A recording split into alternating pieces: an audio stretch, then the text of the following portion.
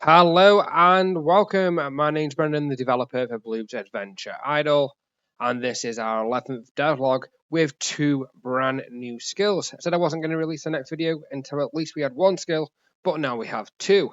So let's jump in game and I'll show you what I've been working on over the past 3 weeks. Okay, so now we're in game. Let's go and have a look at the bow crafting skill. We go over here, we have a brand new building with some new workbenches, a kiln and a loom. We'll get into that. We click on the workbench and we click on bow crafting. We can see here that we have a lot of recipes. Now these recipes are for arrow shafts. Now each tier of log will give you more shafts. It's displayed here on the output items, so we keep going up and we can see that eventually we get more and more and more. And we do get additional XP. Now we can have a look at the arrows tab as well, and we can see that we can craft different types of arrows which has required a smithing update. So now we can make arrow tips with smithing. I've also done some extra work, which basically anything that's in red is basically saying you haven't got the level or you haven't got the resources. So if we go to bows, we can now craft bows as well. And these all have custom sounds and everything like that. So do I even have any logs in my inventory for this? Of course not. Okay, so can we craft any of these? I don't have any resources. No problem. Okay, so let me also show you some of the things why we can go into crafting as well. So on this workbench we can also do crafting. Now at the moment jewelry isn't in the game, but we can cut our gems. So when we cut these gems we get a special sound and then we get the resource and everything like that. So if I go over, so that's the bow crafting section, there's a bit more that comes into that. So we can see here we've got some bows in our inventory as well, and we can now wear arrows, well, equip arrows, and we can equip the bow.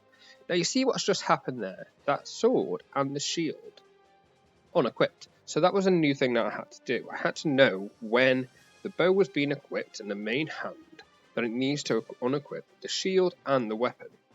And if it equips the shield, it should unequip the bow. So now that's done, we can go over into crafting. Now crafting, we have some various methods with crafting itself, and these have also received a lot of quality of life across the entire game, as having a big quality of life pass as well. So on the next update, there's a huge amount that's coming as well. So we can see here on the crafting information, we can make pottery.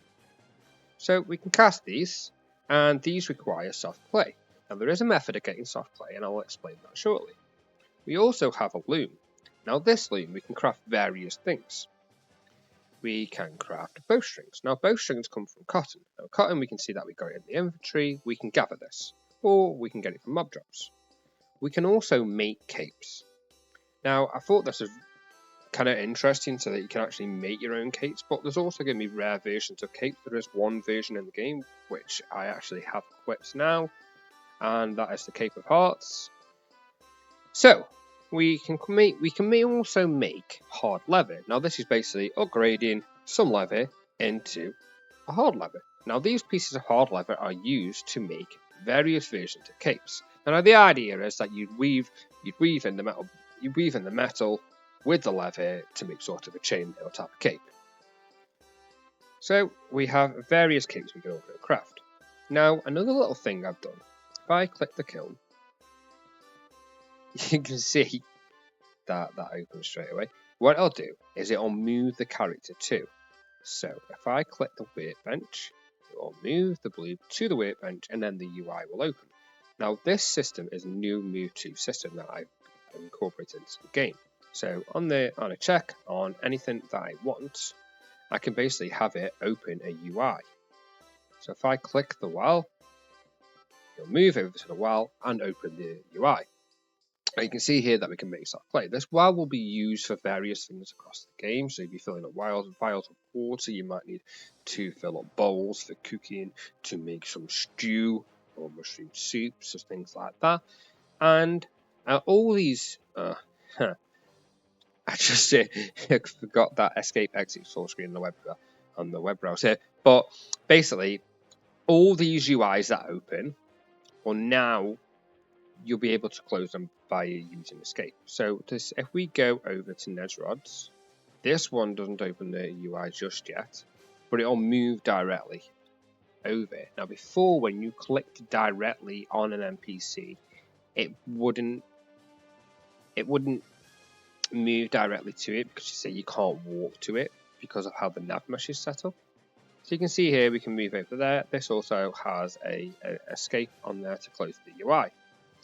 Now, some other little things that I've done across the game. There's been many of updates across the game. I'll also go over to the smithing.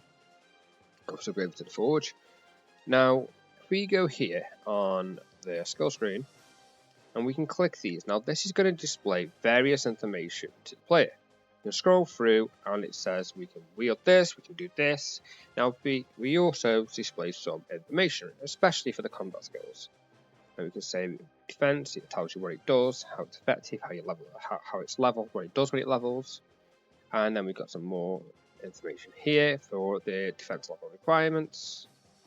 And the same with magic, and these will be updated over time. Fishing also has one. There's more coming in the next update, so we can see what we can do. And if the new player doesn't have a rod yet, it'll move to the store. So it'll move to the fishing store, so they know where the first shop is, so they can go get the first rod. I thought that was nice to have for the player. So if we open this here, for smithing, we now have a new tab, which is the other tab.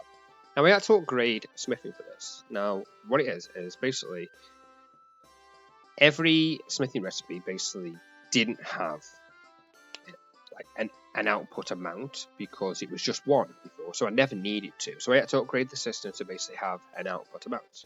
And then you pass this amount when you add the item, so it'll be like recipe smithing dot item dot quantity, and then you just take in the recipe quantity amount and assign it to the recipe, and then when you smith it, when it goes to add the item, it checks the quantity and then adds it to the inventory. So that's that bit that's been done as well. Lots of quality of life within the skill UIs, and they're all getting done as well. And okay, so we're back. So the next thing I did was I upgraded the shops. So now we can see the shops it just looks the same, right? But let's say I wanted to buy this piece of cotton. Now what it does is it switches over to basically the buy panel. It disables the sell and enables the buy version. Now we can enter an amount. If we want to buy 10, I have no goal, of course, because I want to show something, and then we can buy. We basically put the amount in, we press buy X, and then it'll do it. So let's just sell some things here. Let's just sell these, and say if we wanted to buy 10 cotton, and I know they're 20 gold each, and I can just press buy X, and it will deduct the money and give me 10. And now this works for every shop that you can currently buy from. Currently, the general store is the only one you can sell to. So that will be addressed in the future as well.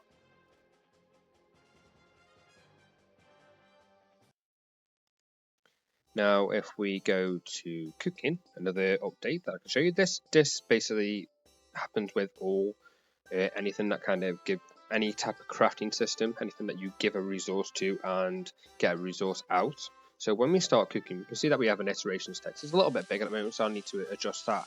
I didn't realize that. It was auto sizing, so I need to turn the auto size of that. But what happens is it basically says the iterations, goes through them, and each time it runs through the timer, it basically counts on. And then at the end of cooking, there's also now a sound. So if you left the laptop on and you had 1,000 fish to cook, and say you had another 1,000, it would play the sound at the end of it to tell you that you basically finished the crafting operation. Now this is throughout all skills, so anything that you can craft, so smithing, you have the same thing, bow crafting, you have the same thing. Always try to be consistent across all the content that's in the game. So if one thing can do it and it's a crafting system, the other thing should be able to do it as well. So because the crafting system is familiar, Then we should have heard a sound then. Because the crafting systems are familiar, and the cooking. Oh, there you go. It's gone. Yeah, because the crafting systems are familiar. If I upgrade one, I can upgrade everyone, basically. So,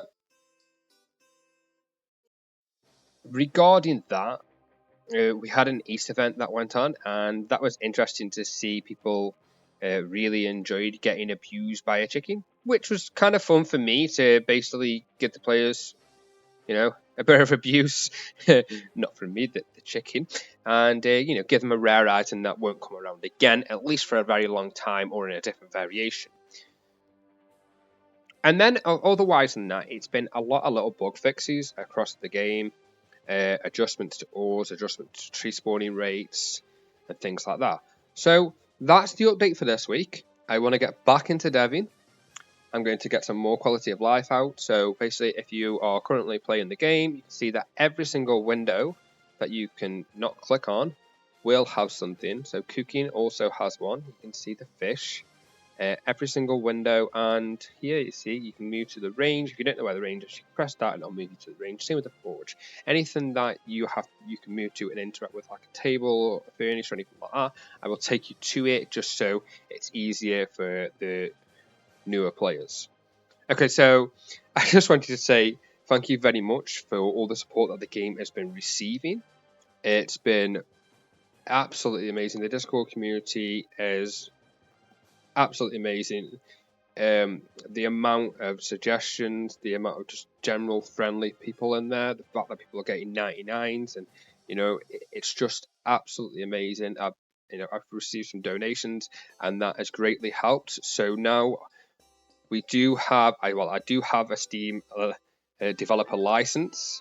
So more updates on that in the future. It's a big learning curve and it's scary, but I want to wish you all well. Thank you for watching. Smash the hell out of the subscribe button. Let's put Bloobs on the map. See ya.